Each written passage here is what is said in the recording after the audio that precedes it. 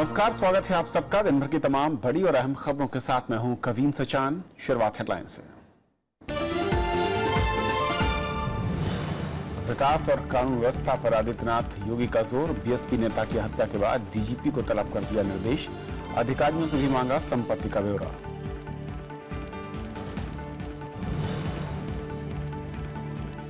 मणिपुर में बीजेपी सरकार को विश्वास मत समर्थन में आया टीएमसी विधायक। यूनाइटेड मेगा काउंसिल ने खत्म की आर्थिक नाकेबंदी।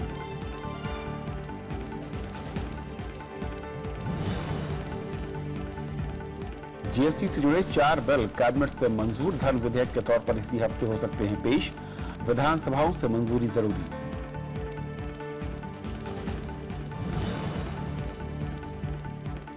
महाराष्ट्र में सामूहिक छुट्टी पर 4000 प्रेसिडेंट डॉक्टर। साथियों पर हमले का विरोध, सुरक्षा की मांग।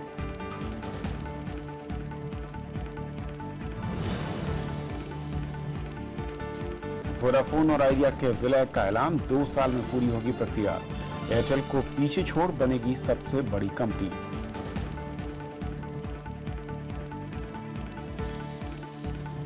और आइए देखते हैं पहली खबर।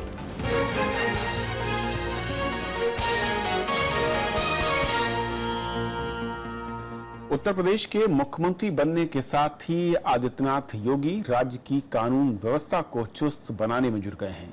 उन्होंने आज लखनऊ में प्रशासनिक अधिकारियों के साथ बैठक की और पुलिस अधिकारियों से वीडियो कॉन्फ्रेंसिंग के जरिए बातचीत की।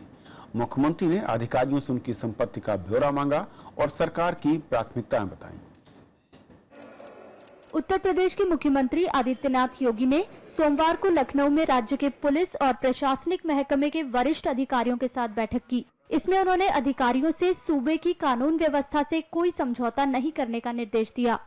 मुख्यमंत्री ने इलाहाबाद में बीएसपी नेता मोहम्मद शमी की हत्या के मामले पर चिंता जताई। साथ ही डीजीपी जावेद अहमद से सभी जिलों के पुलिस अधिकारियों से बातचीत कर बेहतर कानून व्यवस्था दुरुस्त करने का निर्देश दिया। इस बीच उप मुख्यमंत्री दिनेश शर्मा और केशव प्रसाद मौर्य ने मुख्यमंत्री आदित्यनाथ से मुलाकात की। लोक कल्याण संकल्प पत्र था, उसके हिसाब से हमारी सरकार क्या चाहती है ये अधिकारियों को निर्देश दिए गए, उनको जानकारी दी गई है। माननीय मुख्यमंत्री जी ने निर्देश दिया है, उसी प्रकार से सभी अधिकारियों को भी कहा गया है कि वो भी अपने संपत्ति का ब्यौरा दें। मुख्यमंत्री आदित्यनाथ योगी के सामने सबसे बड़ी चुनौती कानून व्यवस्था की है। उनके शपथ लेने के कुछ घंटे बाद इलाहाबाद में बीएसपी नेता मोहम्मद शमी की गोली मारकर हत्या कर दी गई। इसको लेकर मायावती ने राज्य सरकार की आलोचना की है। उत्तर प्रदेश में चाहे सपा पावर में रहे चाहे बीजेपी पावर में रहे, बात एक ही है, लॉ एंड ऑर्डर को ये कंट्रोल नहीं कर सकते। उत्तर प्रदेश पुलिस ने बीएसपी नेता की हत्या के मामले में एफआईआर दर्ज कर ली है और आरोपियों को पकड़ने के लिए 5 टीमें बनाई गई हैं। 5 टीमें बनाई गई हैं जो डिफरेंट जगहों पे भेजी गई हैं ताकि हम इस केस का जितनी जल्दी हो इसके जो भी सही मुलजिम है वो गिरफ्तार करके जेल भेजें। आदित्यनाथ योगी ने रविवार को उत्तर प्रदेश के मुख्यमंत्री पद की शपथ ली थी। उनके साथ 2 उप मुख्यमंत्री और 44 मंत्रियों ने भी शपथ ली। समारोह के बाद आदित्यनाथ योगी ने भरोसा दिलाया कि उनकी सरकार बिना भेदभाव सभी वर्गों के लिए काम करेगी। Bureau report, Rajya Sabha TV. और उत्तर प्रदेश की नई सरकार और चुनौतियां और किस तरीके से सरकार का एजेंडा होगा, इस पर और बातचीत करेंगे। हमारे साथ वरिष्ठ पत्रकार बलदेव भाई शर्मा हैं। जी, स्वागत है आपका। सबसे पहले तो जिस तरीके से योगी साहब ने शुरुआत की है और अगर मंत्रिमंडल और 2 उप मुख्यमंत्री के साथ में देखूं, क्यों योगी साहब के साथ 2 मुख्यमंत्रियों की जरूरत पड़ रही है उत्तर प्रदेश में, इसके मायने क्या हैं? देखिए, ये स्पष्ट है कि पिछले वर्षों में जो सरकार वहाँ रही और उससे पहले भी जो सरकार रही, उत्तर प्रदेश की कानून व्यवस्था एकदम बिगड़ गई। और उत्तर प्रदेश जितना बड़ा राज्य है, लगातार ये बात होती रही है कि इसको छोटे छोटे राज्यों में बांटा जाए। बीच में उत्तराखंड एक अलग राज्य बनाया गया। तो अगर मुख्यमंत्री के साथ 2 उप मुख्यमंत्री रहेंगे तो मुझे लगता है प्रशासनिक व्यवस्था को और कानून व्यवस्था को अच्छे प्रकार से न केवल मॉनिटर किया जा सकता है बल्कि उसका क्रियान्वयन किया जा सकता है। तो इसको सकारात्मक रूप में ही लिया जाना चाहिए कि मुख्यमंत्री को 2 सशक्त लोग दिए गए हैं जो उनके काम को सही तरह से मॉनिटर कर सकें। क्योंकि इस लिहाज से कुछ लोग ये भी कह रहे थे कि 2 उप मुख्यमंत्री के साथ जो तमाम रीजन है उनको कवर किया जा सकता था, पश्चिमी उत्तर प्रदेश, रुहेलखंड या बुंदेलखंड, इस पूरे इलाके से भी अगर किसी एक को अकोमोडेट करते तो शायद ज्यादा व्यापक तरीके से सरकार में भागीदारी हो सकती थी। क्या एक विकल्प ये हो सकता था, आपको लगता है इसकी जरूरत? देखिए, राजनीतिक अटकलबाजियां बहुत तरह की होती हैं और अपने अपने हिसाब से बहुत लोग सोचते हैं, लेकिन मुझे ये लगता नहीं है कि क्षेत्र और जाति को लेकर बहुत ज्यादा समीकरण बनाए जाने चाहिए। व्यक्ति की योग्यता और उसकी कर्मशीलता को देखना चाहिए। अब जहां तक दिनेश जी हैं जो एक उप मुख्यमंत्री, वो तो बीजेपी के राष्ट्रीय उपाध्यक्ष हैं, तो उनको तो पूरे देश का अनुभव है और उत्तर प्रदेश तो उनका पूरा राज्य है। तो वो लखनऊ के हैं या बुंदेलखंड के हैं या रुहेलखंड के हैं या पश्चिमोत्तर, मुझे लगता है कि बातें बहुत मायने रखती नहीं है। तो इस सरकार के लिहाज से, क्योंकि आज जो शुरुआत उन्होंने की है अधिकारियों के साथ बैठक, वीडियो कॉन्फ्रेंसिंग, और जाहिर है कि पूरे प्रशासनिक अमले को समझने को और उसको एक बार मैं कहूँ उसके बाद शायद कार्रवाई की दिशा में आगे बढ़ेंगे। एजेंडे के लिहाज से देखा जाए, सरकार की चुनौतियों के लिहाज से देखा जाए, आपके नजरिए से क्या बड़ी 3 या 5 चुनौतियां दिखती हैं आपको? देखिए, सबसे बड़ी चुनौती है उत्तर प्रदेश की कानून व्यवस्था को दुरुस्त करना। और जिस प्रकार पिछले कुछ वर्षों में अपराधी तत्व कहीं मजहब के नाम पर, कहीं जाति के नाम पर, और पुलिस भी इस मामले में बहुत बदनाम हुई है, तो उसके कारण पूरे राज्य में कानून व्यवस्था पूरी तरह ध्वस्त हो गई। तो सबसे बड़ी चुनौती है कि आम नागरिक के मन में विश्वास जगाया जाए कि उसका न केवल जीवन सुरक्षित है, बल्कि वो जो कामकाज कर रहा है, जमीनों के बहुत सारे अतिक्रमण हुए, इन सारी चीजों को रोकना बहुत जरूरी है। तभी जनता में एक विश्वास की बहाली होगी। जो सरकार आई है वो हमारी न केवल सुरक्षा के लिए बल्कि हमारी बेहतरी के लिए काम कर रही है। सबसे बड़ी चुनौती ये है। लेकिन सवाल ये कि इसको बदलेंगे कैसे? सिस्टम वही है, आपके पास नौकरशाही या फिर मैं कहूं जो अफसरों की टीम है वो एक लिमिटेड है और कमोबेश 10 से 20% आप ऊपर नीचे या फिर अलग नामों के साथ आगे बढ़ते हैं। क्या आपको लगता है क्या नया फार्मूला सरकार के पास होगा या फिर नए फार्मूले के साथ बढ़ना चाहिए ताकि आप इस एक बड़े मुद्दे को कंट्रोल कर पाए? देखिए, सबसे बड़ी चीज ये है, सिस्टम तो वही रहेगा, लेकिन जो लोग उस सिस्टम को संचालित कर रहे हैं, जो नेतृत्व कर रहे हैं सरकार के रूप में, उनकी नीयत क्या है, उनकी स्वयं की सोच क्या है, जनता के प्रति वो अपनी जिम्मेदारियों को कितनी ईमानदारी से समझते हैं, ये बहुत महत्वपूर्ण है। अगर आप ऊपर बैठकर और केवल एक जाति के लोगों को पुलिस में भर्ती कर देंगे तो स्वाभाविक है कि पुलिस की व्यवस्था चरमरा जाएगी। पूरा देश संविधान के अंतर्गत चलता है और इसलिए देश में किसी भी मजहब और जाति विशेष को लेकर अगर पूर्वाग्रह रहेगा तो प्रशासन और सरकार ठीक से काम नहीं कर सकती। और इसलिए जो लोग इस समय नेतृत्व में आए हैं उन पर इतना भरोसा किया जाना चाहिए, उनको इतना समय दिया जाना चाहिए कि वो सारी व्यवस्थाओं को इसी सिस्टम के चलते दुरुस्त करेंगे। सिस्टम से ज्यादा महत्वपूर्ण है जो लोग उसको संचालित कर रहे हैं, उनके निहित उद्देश्य क्या है या उनकी मंशा क्या है, जनता के प्रति वो जिम्मेदारियों को कितना ईमानदारी से समझते हैं, रिकॉग्नाइज करते हैं, ये ज्यादा महत्वपूर्ण है। क्योंकि आपने उत्तर प्रदेश को भी देखा और यहाँ की नौकरशाही को लेकर एक बात कही जाती है कि काफी, मैं कहूं कि नौकरशाही इस तरह की रही है कि राजनीतिक अनुभव की अगर कमी है तो कई बार राजनेताओं को भी वो चक्कर कटवाते रहे। इस तरह के कई पूर्व मुख्यमंत्रियों की बातें कही हैं और उनकी कमजोरियों का लाभ उठाते हैं। लेकिन मुझे लगता है कि जो सरकार इस समय आई है, मुख्यमंत्री के रूप में योगी जी हैं, 2 उप मुख्यमंत्री उनको दिए गए हैं, तो ये राजनीतिक रूप से पूरी तरह परिपक्व लोग हैं और मुझे लगता है इनको चलाना इतना आसान नहीं होगा। सबसे बड़ी चीज परिपक्वता से ज्यादा महत्वपूर्ण है नियत, कि हम किस उद्देश्य को लेकर सरकार चला रहे हैं। उद्देश्य में अगर जनहित नहीं है, हमारे निहित स्वार्थ हैं, हमारे जातिगत स्वार्थ हैं, हमारे मजहबी स्वार्थ हैं, तो प्रशासन उन कमजोरियों को समझता है, ब्यूरोक्रेसी उन कमजोरियों को समझती है और वो उन कमजोरियों का लाभ उठाती है। अगर आप अपने स्तर पर चुस्त दुरुस्त हैं, ईमानदार हैं, काम के प्रति समर्पित हैं, जनहित के प्रति समर्पित हैं, जैसा योगी जी कह रहे हैं कि सबको साथ लेकर बिना किसी भेदभाव के हम विकास करेंगे, इस पर अगर नियत सही है तो ब्यूरोक्रेसी समझ लेती है, उसी हिसाब से संचालित होती है। दूसरे 2 बड़े मुद्दे हैं और करप्शन को लेकर और क्षेत्रीय, मैं कहूं कि एक जो डिस्पैरिटी है, एक बड़ी असमानता है, बुंदेलखंड हो, पूर्वांचल हो, ये ऐसे 2 इलाके हैं जहां को लेकर बजट से और स्पेशल पैकेज से सब कुछ हुआ लेकिन उनकी हालत नहीं बदली है। इन 2 सेक्टर्स, इन 2 मैं कहूं कि मुद्दों को लेकर क्या योजना दिखती है या किस तरीके की आप उम्मीद करते हैं? देखिए, भ्रष्टाचार विकास का सबसे बड़ा दुश्मन है और यहाँ तो एक प्रधानमंत्री ऐसे हुए जिन्होंने कहा कि सरकार केंद्र से जो पैसा भेजती है उसमें से 15 पैसे ही 1 रुपए में से जनता तक पहुंचते हैं, तो वो 85 पैसे तो भ्रष्टाचार की भेंट चढ़ते हैं ना। और ये भी इसी पर निर्भर करता है कि जो लोग सरकार का नेतृत्व कर रहे हैं उनकी नीयत और उनकी मंशा क्या है। और फिर क्षेत्रवार असंतुलन तभी पैदा होता है जब हम अपने निहित राजनीतिक स्वार्थों को ज्यादा तवज्जो देते हैं। अगर पूरा प्रदेश है कि हम सरकार चला रहे हैं, हमारी जिम्मेदारी है कि हम सबको समान भाव से विकास की दिशा में ले जाएं, तो फिर क्षेत्रीय भेदभाव या सामाजिक असंतुलन का मतलब ही नहीं है। एक आखिरी सवाल, जो आज के निर्देश हैं, मंत्रियों को अपनी संपत्ति का ब्यौरा, प्रमुख सचिव और विभागों के तमाम सचिवों को अपनी संपत्ति का ब्यौरा देना होगा, इन कड़ियों में आगे कुछ ऐसे कदमों की भी आहट मिल रही है कि अधिकारियों को ऑनलाइन रहने की बात कही जा रही है। क्या एक माना जाए कि बड़ा बदलाव यूपी की ब्यूरोक्रेसी और उसके काम करने के तरीकों को लेकर हम देखेंगे? मुझे लगता है कि जो भी व्यक्ति मुख्यमंत्री बनता है उसकी पहली जिम्मेदारी रहती है कि जो सरकारी मशीनरी है वो उसके अनुकूल काम करे। उसके अनुकूल माने जिस प्रकार की दिशा लेकर वो सरकार चलाना चाहता है तो ये हो सकता है। और प्रधानमंत्री ने जिस प्रकार सबका साथ सबका विकास और भ्रष्टाचार के विरुद्ध और काले धन के विरुद्ध जो अभियान चलाया केंद्र सरकार के माध्यम से, तो जैसा कि कहा गया कि राज्य सरकार भी अगर भारतीय जनता पार्टी होगी तो मुझे लगता है कि उन नीतियों का क्रियान्वयन बहुत सटीक तरीके से हो सकता है। कोऑर्डिनेशन बेहतर है। और ब्यूरोक्रेसी में अगर कोई भी व्यक्ति उस लाइन के बाहर जाने का प्रयास करेगा तो मुझे लगता है कोई भी मुख्यमंत्री इसको बर्दाश्त नहीं करेगा। चलिए, बहुत बहुत शुक्रिया आपका इस पूरे मसले पर हमारे साथ जुड़ने के लिए। धन्यवाद।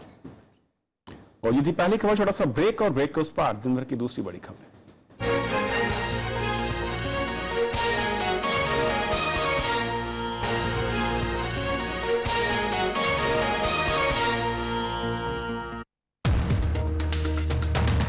दिनों के लिए टला जाट आंदोलन, सरकार से बातचीत में सहमति, कितनी व्यावहारिक है आरक्षण की मांग।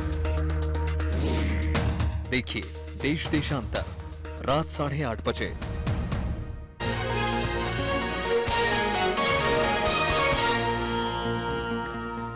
मणिपुर में आर्थिक नाकेबंदी खत्म हो गई है। यूनाइटेड नगा काउंसिल ने करीब 5 महीने पहले ये नाकेबंदी की थी। द्विपक्षीय वार्ता में कल इस पर सहमति बनी। केंद्र, मणिपुर सरकार और यूनाइटेड नगा काउंसिल के बीच त्रिपक्षीय वार्ता के बाद आर्थिक नाकेबंदी खत्म करने का फैसला हुआ। बैठक के बाद बयान में कहा गया कि मणिपुर सरकार यूनाइटेड नगा काउंसिल के सभी गिरफ्तार नेताओं को बिना शर्त रिहा करने पर सहमत हुई है। साथ ही आर्थिक नाकेबंदी को लेकर सभी मामले खत्म करने पर भी सहमति बनी है। United Naga Council have listened our request and on humanity ground they left it, and I really appreciate their attitude shown to us, and we will definitely reciprocate what they have done to us, to the peoples of Manipur. इतने दिन से मणिपुर के लोग जो जूझ रहे थे, जो बेसिक खाने पीने का चीज़ का भी दाम आसमान छू रहे थे, अब ये ख़त्म हो गया। रास्ता जो है साफ हो गया और अभी मणिपुर के लोगों को कोई किसी तरह का परेशानी नहीं होगा। पिछली कांग्रेस सरकार ने राज्य में 7 नए जिले बनाए थे। इसके खिलाफ यूनाइटेड नगा काउंसिल ने पिछले साल 1 नवंबर से आर्थिक नाकेबंदी शुरू की थी। इसके चलते मणिपुर में जरूरी चीजों के दाम बेतहाशा बढ़ गए थे। हालिया विधानसभा चुनाव में भी ये बड़ा मुद्दा बना था। Government of Manipur accommodate our sentiment, our opinion, and also the government of India also accommodate the sentiment of the Naga people, for which we have agreed upon into. सबसे पहले त्रिपक्षीय वार्ता इम्फाल में हुई थी, लेकिन तब यूनाइटेड नगा काउंसिल ने 7 नए जिलों को खत्म किए बिना आर्थिक नाकेबंदी हटाने से इनकार कर दिया था। Bureau report, Rajya Sabha TV.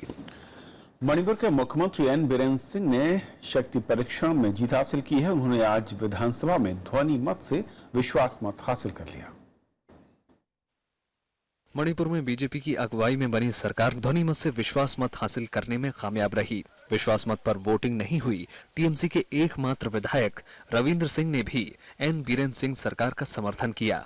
निर्दलीय विधायक असाब उद्दीन भी बीजेपी के पक्ष में दिखे।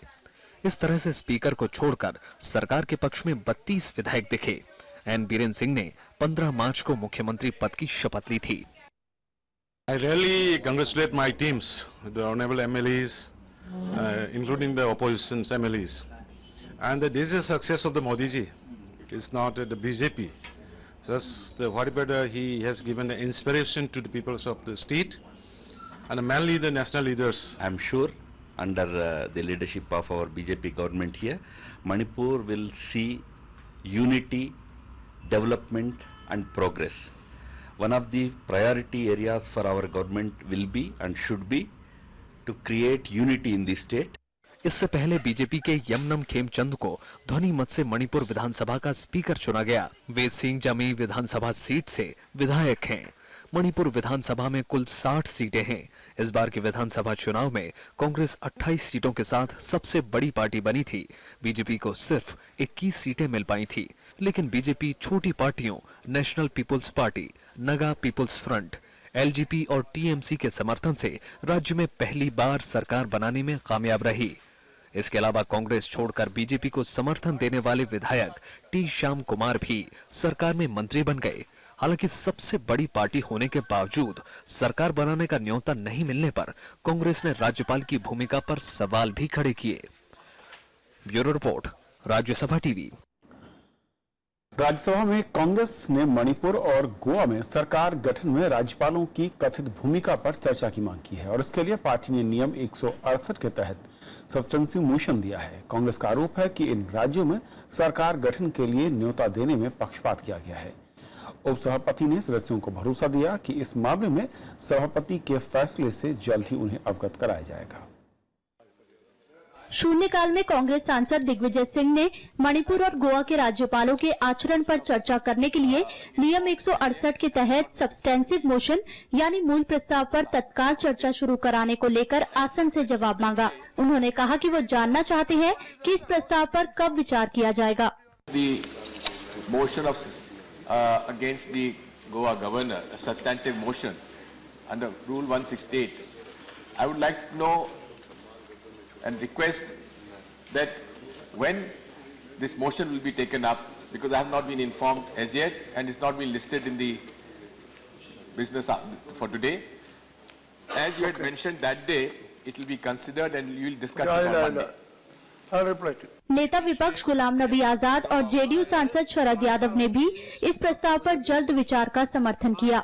ये विषय यहाँ 0 आवर में इस पर उठाया था, ये मुद्दा हम लोगों ने और विपक्ष ने मुद्दा उठाया था और आपने फ्राइडे को ये बताया था ऑनरेबल मेंबर दिग्विजय सिंह जी को कि आपका जो मोशन है, इस मोशन में गवर्नर का कंडक्ट डिस्कस किया नहीं जा सकता। शुक्रवार को ये बात हुई थी कि आज जो है वो रेजोल्यूशन जो उनका है दिग्विजय सिंह का आज आएगा और मैं मानता हूं कि इस वक्त गुजरने से बात तो वक्त पर ही होती है। मेरी आपसे विनती है कि आज के लिए इंप्रेशन था कि इनका रेजोल्यूशन आज मान लिया जाए। उपसभापति पीजे कुरियन ने कांग्रेस सांसद के सब्स्टेंसिव मोशन पर कहा कि जब सभापति इस नोटिस की स्वीकार्यता पर फैसला कर लेंगे तो इसकी सूचना दे दी जाएगी।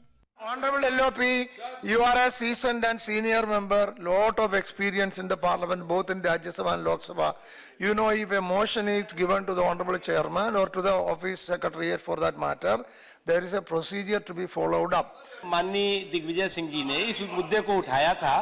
हम लोगों ने कहा कि आप उस पर नोटिस दीजिए, नोटिस देने के बाद चेयर तय करेगी कि वो किस सब्स्टेंटिव मोशन में चर्चा होगी या किसी और नियमों के तहत होगी, उस पर हम लोग तय करेंगे। मणिपुर और गोवा में हाल ही में हुए विधानसभा चुनाव में किसी पार्टी को बहुमत हासिल नहीं हो पाया।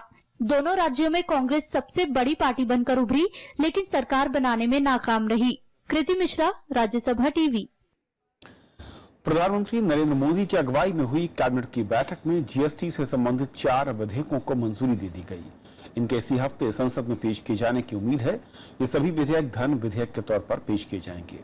जिन 4 विधेयकों को मंजूरी मिली है उनमें सीजीएसटी विधेयक, आईजीएसटी विधेयक, यूजीएसटी विधेयक और मुआवजा विधेयक शामिल हैं। इन चारों विधेयकों को जीएसटी परिषद पहले ही मंजूरी दे चुकी है।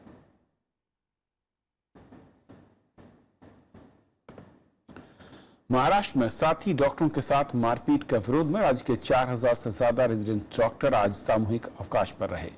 डॉक्टरों का कहना है कि पूरी सुरक्षा न मिलने तक वो काम नहीं कर सकते हैं। इस हड़ताल के चलते अस्पतालों में मरीजों को खासी परेशानी हुई। इस मामले में मुंबई हाई कोर्ट में भी एक याचिका लगाई गई है। ये प्रदर्शन है हाल के दिनों में महाराष्ट्र में कई जगहों में ड्यूटी के दौरान डॉक्टरों पर हमले के विरोध का। मुंबई समेत महाराष्ट्र के कई हिस्सों में सोमवार को सरकारी अस्पताल के रेसिडेंट डॉक्टर सामूहिक अवकाश पर रहे। उनका कहना है कि वे ऐसे माहौल में काम नहीं कर सकते हैं।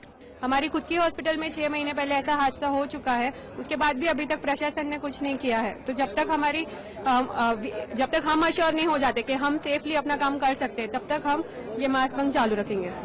इस बारे में मुंबई के मेयर ने रेसिडेंट डॉक्टरों के साथ बैठक की। अस्पताल प्रशासन भी डॉक्टरों से बातचीत कर सुरक्षा व्यवस्था और कड़ी करने का भरोसा दिलाया है।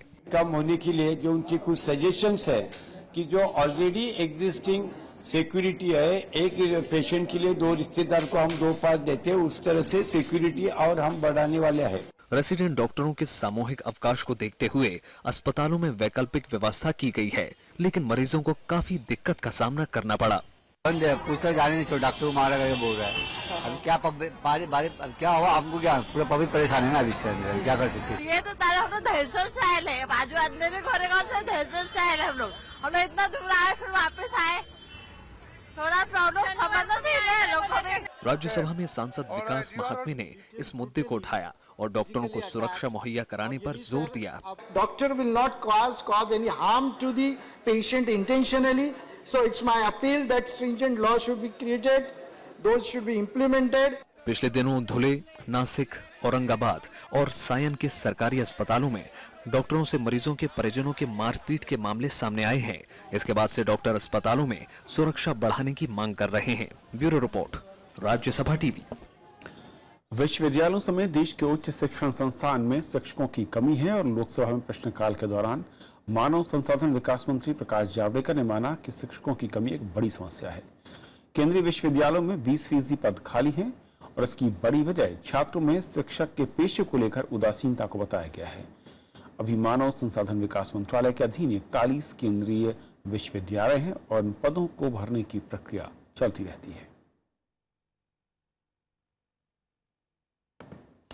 Telecom operator company Vodafone India और आइडिया सेलुलर के बीच विलय का ऐलान कर दिया गया है। नए उपक्रम के चेयरमैन कुमार मंगलम बिरला होंगे, वहीं मुख्य वित्तीय अधिकारी यानी CFO वोडाफोन से होगा। एकीकृत कंपनी में विलय प्रक्रिया पूरी होने के बाद आदित्य बिरला समूह को 4300 करोड़ रुपए में करीब 4.9% हिस्सेदारी का हस्तांतरण होगा और इसके बाद वोडाफोन की 45.1% हिस्सेदारी होगी। आइडिया के पास 26% हिस्सेदारी होगी, जबकि शेष हिस्सेदारी सार्वजनिक शेयरधारकों के पास होगी। आगे जाकर आदित्य बिरला ग्रुप और वोडाफोन का हिस्सा बराबर हो जाएगा। सरकार ने भारतीय महिला बैंक का स्टेट बैंक ऑफ इंडिया में विलय का फैसला लिया है। वित्त मंत्रालय ने कहा है कि SBI की देश भर में 126 महिला ब्रांच हैं और इसकी महिलाओं तक ज्यादा पहुंच है, जबकि महिला बैंक की देश में 7 ही शाखाएं हैं और इसका प्रशासनिक और प्रबंधन खर्च भी ज्यादा है। ऐसे में इस विलय से SBI के देश भर में नेटवर्क का फायदा ज्यादा से ज्यादा महिलाओं तक पहुंचाने में मदद मिलेगी। इस्लामाबाद में आज सिंधु जल आयोग की बैठक हुई। 2 दिन तक चलने वाली बैठक में 2 साल के बाद हुई। पहले दिन भारत और पाकिस्तान के सिंधु नदी से जुड़ी दिक्कतों पर चर्चा की गई। भारत की ओर से प्रतिनिधिमंडल जो हिस्सा ले रहा है उसमें 10 सदस्य हैं और इसकी अगुवाई आयुक्त PK सक्सेना कर रहे हैं। पाकिस्तान भारत में बन रही 3 पनबिजली परियोजनाओं पर आपत्ति जताता रहा है। पाकिस्तान इन्हें सिंधु जल समझौते के खिलाफ बताता रहा है। हालांकि भारत का दावा है कि ये परियोजनाएं समझौते के मुताबिक ही हैं। दोनों देशों के बीच पिछले साल सितंबर में होने वाली बैठक तनाव के चलते रद्द हो गई थी। पाकिस्तान में हिंदू विवाह कानून लागू हो गया है। लंबे वक्त से वहां के हिंदू इसकी मांग कर रहे थे। अब पाकिस्तान के हिंदू अपने रीति रिवाज से शादी कर पाएंगे और इसका पंजीकरण अनिवार्य होगा। पाकिस्तान की संसद से पारित हिंदू विवाह विधेयक को राष्ट्रपति ममनून हुसैन ने मंजूरी दे दी है।